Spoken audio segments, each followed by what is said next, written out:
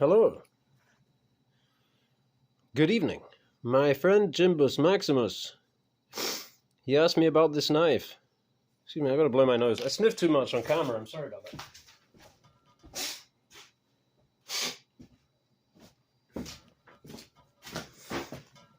Could start again, but you know.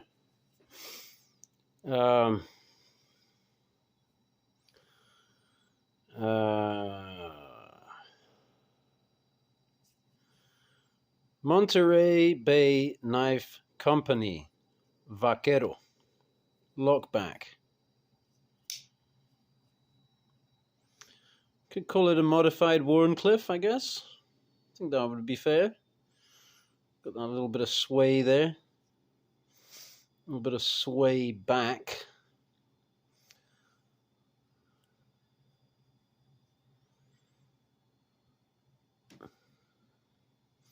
I don't have measuring equipment to hand. That's a shame. But it's reasonably heavy, you know. Reasonably weighty little item. There's your steel. My favorite super steel. ZDP 189. The construction, as you see, is like a integral liner and bolster, stainless steel. Nice and thick and robust. Excuse my filthy fingernails. Yeah, Sanmai, they just say ZDP 189. They don't tell you what the other steel is. But I reckon it's probably 420J2, because that is what's on the Sanmai, the Spyderco ZDP 189 Sanmai. And that is an excellent choice, 420J2. It's very stainless, tough as you like, and cheap as chips. So, takes a nice polish. My Swedge Lord is in 420J2. I'm quite intrigued by that as a steel, but it ain't ZDP 189, that's for sure. So, I mean, what you see is what you get. What I can say is that out of the box, this thing was very nicely ground. It does, it's not quite entirely straight, the alignment, you can see. And a part of that is there's a little bit of warp in the blade there. Part of that may just be the alignment of how it's set up. Anyway, that's sharpening out, but for that reason, I started scratching up the whole thing. So this is not the original. The original finish was very nice.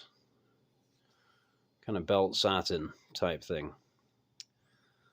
Yeah, scratched it up, but kind of convexing in almost, maybe, as it were. I'm not sure, but I think I may have made the edge actually a little more robust. It's hard to say, but it's a different feel once you start convexing. Anyway, I took the shoulders off, flattened everything again, rounded out, and so out of the box, it was great performance. Like I say, it definitely give Spyderco a run for its money. This is some green oak.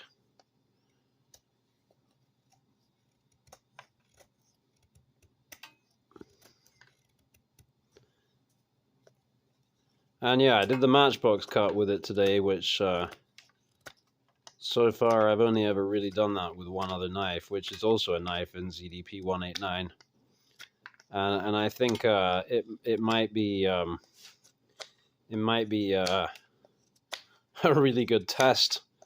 It's a bit of a destructive and wasteful test, although you can still use the matches when they're half length. In fact, might be a fun moment to check in on my survival kit. In fact, I don't think I ever made a video, or I made a video, but I didn't post it. I accidentally deleted it. I made a post with this, but every day it changes a little bit. So now I've got this thing. This was also from Monterey Bay Knives. However, they have sold out of this one. Slice myself sharpening a chopper, man. So there you go. There's a little piece of tinder / strike. I mean, that part I rolled it up. There's the strike there, and there's some mini matches. Okay. So I got a little fire lighting kit that looks like a bullet. See, this thing it's not just a modified piece of ammunition. It is not wanting to shot properly now. If I cross-threaded it, oh, okay. Maybe just got a little piece of cardboard in the thread or something. Yeah, they're sold out of these, but maybe if people bug them, they'll make more. So, in the survival kit, we got some salve for my dry, crusty hands, or for whatever. You can use this on knife handles or whatever you like. Yeah. Button compass, pencil stub, couple of different varieties of band-aids. Well, band-aids or sticking plasters, right? This is a Walgreens one, and then the other one is an actual band-aid brand. And the reason there is a logic to this, okay, just take my word for it, the other one is a band-aid brand, right? Because the band-aid brand sticks really well to the skin, but it doesn't stick well to itself, okay? So if you've got a cut here, and you want to stick a plaster like that, you want to use the Band-Aid for that. If you've got one where you want to go around, then you want to use the Walgreens one, because once it's gone around and stuck to itself, the Band-Aid one just peels instantly off. Whereas the Walgreens one doesn't stick well to the skin, but it adheres well to itself, you see? So we got one of each for depending on the injury. There's also a sewing kit here. Well, there's a bunch of needles, right? I'm stuck into a piece of cardboard. Yeah, more matches. This I already did, so I put some matches in there with a piece of strike. Full length matches. And yeah, so some thread to go with the sewing kit. My mini saw, ferro rod. Just attached that with glue today because I was using it and it flew out of the handle and disappeared. Thought I'd lost it forever. And these are tick pullers, and I've already used this multiple times on a dog and once on myself today. Man, I got a tick bite just below my belly button.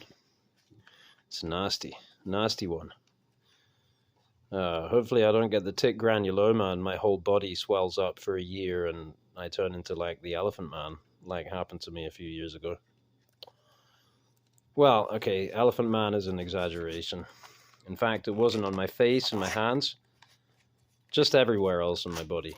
Swollen, angry, red, itchy thing. Just from a tick bite. That's a whole nother story. I digress. Sorry, Jimbus, if you're still watching. I know I was supposed to be just telling you about this knife, but instead I'm going to do all kinds of things. I'm going to whittle a little more on this spoon here. I'm just going to take out the rest of that heartwood.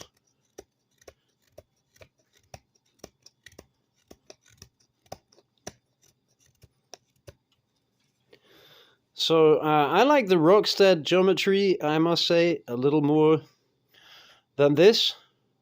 But this, after some time of sharpening, will be like a Rockstead geometry, basically. Because they do like a Hamaguri grind that is a little stouter back here. And then they get it even thinner right behind the edge.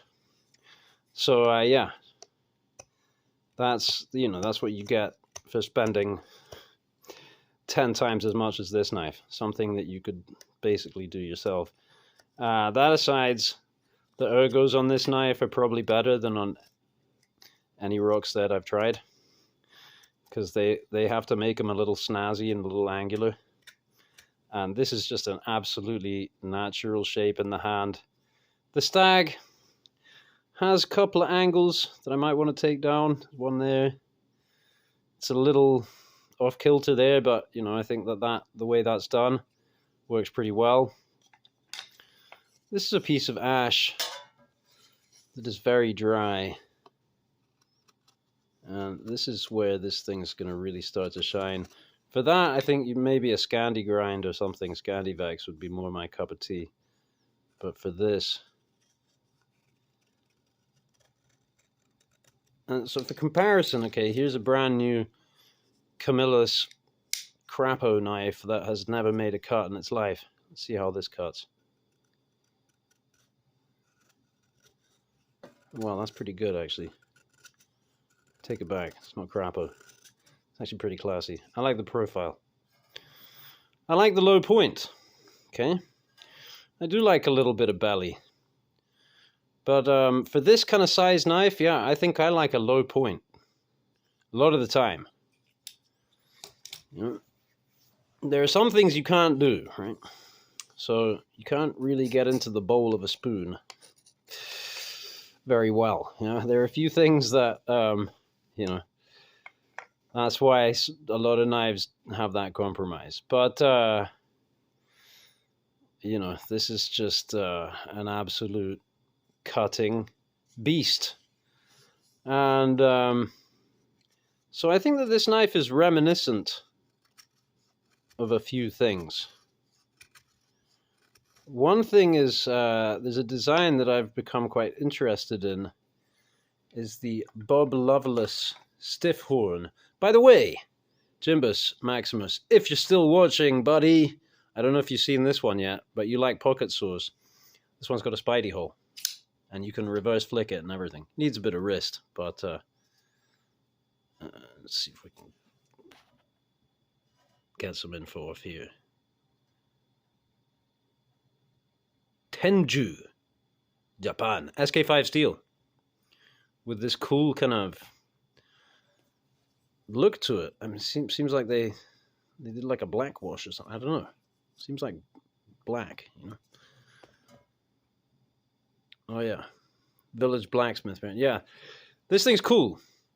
I don't like it quite as much as my current everyday pocket saw, because it's not that much more comfortable. I mean, it's not as comfortable, I would say. I like the wooden handle. And it's a bit big. It's quite a lot bigger without giving you more cutting edge. Oh yeah, teeth are quite a lot bigger as well. But yeah, this is a performer, actually, this one as well. Yeah, nice and thin stock. You should do a comparative study with these, actually, because come to think of it, this one does get hung up on the green wood. These teeth clog. So maybe, in fact, I might be revising my opinion, and I might be taking this one for the copsing, cutting down some green trees, you know, and that kind of diameter. You know, this'll do. I took a tree like that the other day with this, just fine. They cut so well because they're so thin and slicey, and you don't have a lot of length. But you know, if you're a guy, you got the. I'm a little out of practice, maybe, but still got it. Still got the wrist. Talking about the guitar playing, by the way, I'm going back in the studio tomorrow. Arf. So, the stiff horn, Bob Loveless design. I said Bob because, you know, I was going to say Bubba. I wasn't. I'm trying to ad-lib my way out of being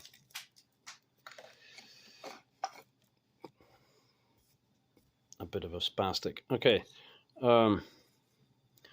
Yeah, also this one. Yeah, low point. Not really straight, but slight sweep to it. Nice flat grind. Whoosh. Really loving this knife as well. So this is a knife from Frank Centofante.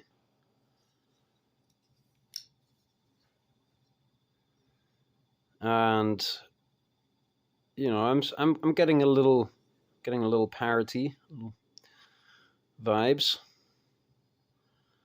Lower point on this one. This one's more kind of Warncliffy. But, you know, this is, I think, kind of according to Frank Centofante himself, this was a modified Warncliffe, right? That's what he was looking at. He was really interested in what cuts the best. And at some point, a few years ago, I found an article from a guy talking about the history. I was looking into the history of the Warncliffe. This was actually a history modern history of the Wharncliffe, because the Wharncliffe had something of a renaissance as a kind of a tactical knife profile, right?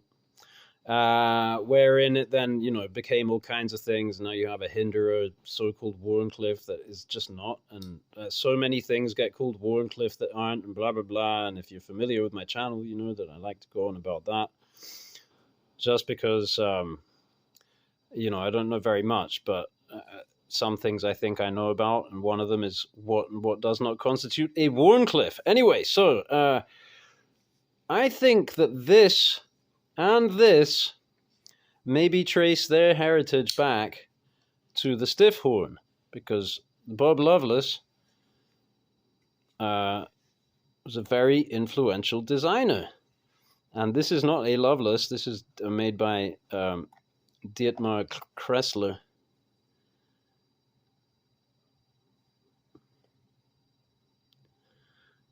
And this is a stiff horn.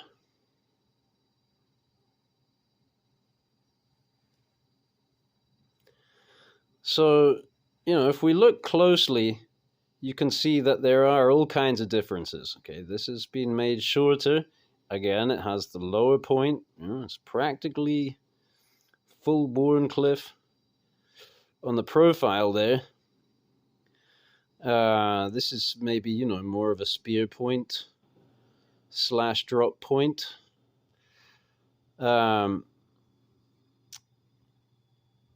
And here, there's something a little different going on here, where this is kind of wider and then thins in here, whereas this is kind of thinner and then widens out there.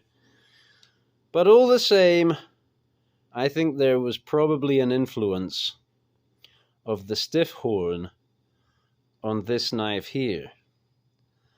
And, you could go and get yourself a Bob Lovelace stiff horn for several $1,000s in ATS 34. Or you could get yourself Frank Centofante for, several hundred. Can't tell you the blade steel, but it may well also be ATS 34. Should look into that. Or you can step way down, get yourself a real steel in Nitro V. And the steel on this is probably as good as on a Bob Lovelace knife, in my opinion. I don't know. I mean, what can I say? I'm just throwing that out there. Yeah. The Nitro V steel of 2026 with a good heat treatment is an absolutely phenomenal thing. However, if you want to get really absurd, you can get yourself a tungsten carbide knife. This one is my most recent acquisition from Sandrin Knives. It's absolutely outrageous. I thought about it for a while, and I thought about it for a while longer, and I saw the numbers going down, and I think they're still available. And once they are, they'll probably come back and make more. This thing was quite expensive, but it's just incredible. Titanium. Whatever's going on here. I think it's like Damascus. Pocket clip. Maybe not. Is that actual Damascus? I'll have to look into that as well. Now I'm feeling goofy. I should be able to tell you that, but what I'm interested in is this bit here. And another modified Wharncliffe. It's got something funny going on up here on the spine. Pretty smart, really, because along with these massive thumb studs, because this is very thin stock, not very comfortable for your thumb. So maybe that's why they made that flat there. If they'd made the thumb studs a little higher, actually, that would be good. But you can kind of, Anywho, yeah, the performance on these things is amazing. and I haven't used them that much for whittling and so forth, but they'll do it. They'll do anything just fine. The thing about it maybe is that because the stock is so thin, oh my god, it's just incredible.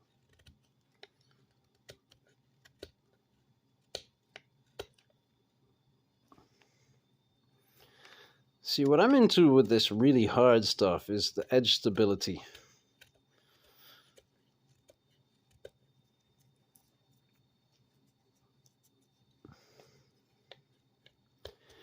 Because what I'm visualizing is that when you push an apex into wood, there's an interaction going on with the grain. And so, you know, when the grain is fairly straight, that's one thing. But let's imagine you got some burl. Because even when the grain is straight, the grain kind of pulls the blade into the grain. You know, the blade wants to, the apex wants to follow the grain. So if you're cutting into a tortured grain, like on a burl or something, or around a knot or that kind of thing, now your grain is going in all these different directions, right? And then so your apex now, instead of being folded smoothly into the grain, you know, pulled in, it's going, this bit's going this way, and that bit's going that way, and that bit's going that way, and that bit's going there, right? And the result is, you know, you just don't get good whittling. So there are various ways to get a very hard apex, right? You can also do that with traditional steels by doing differential heat treatment kind of thing. You don't need tungsten carbide for that. See, here's where I think you start to lose out, right? Because you don't have the convex on this thing. What it has is these primary and secondary bevels that are rather slender and steep, you know. It's tiny, but it's just because the stock is so thin. So with the thicker geometry, you can get more, you know, you can get more convex, you get more steerability.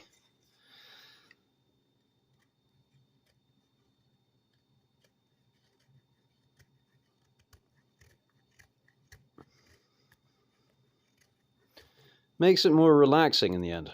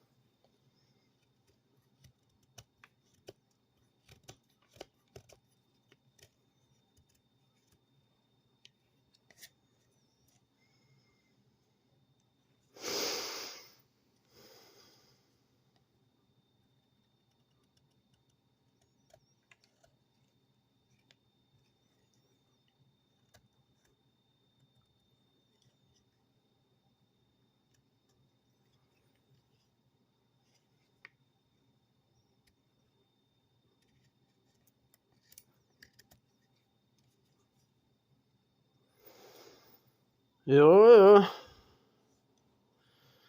Well, it's been my rambling presentation on the MBK Vaquero for my friend Jimbo's Maximus and anyone else who cares to listen. And here I also have that carbonizer thing that I got, which seemed to work out really well, also from MBK Knives. And it's a lot cheaper than half the price of the alternatives that you'll find immediately advertised when you put carbonizer into a search engine. So, yeah, I think they're good value. This is going for $175, this knife. So not a cheap item. But I think that's really good value for money. You know, it's pinned together, completely rock solid lockup. Good action, good ergos, great blade steel, nicely ground. Thanks for watching.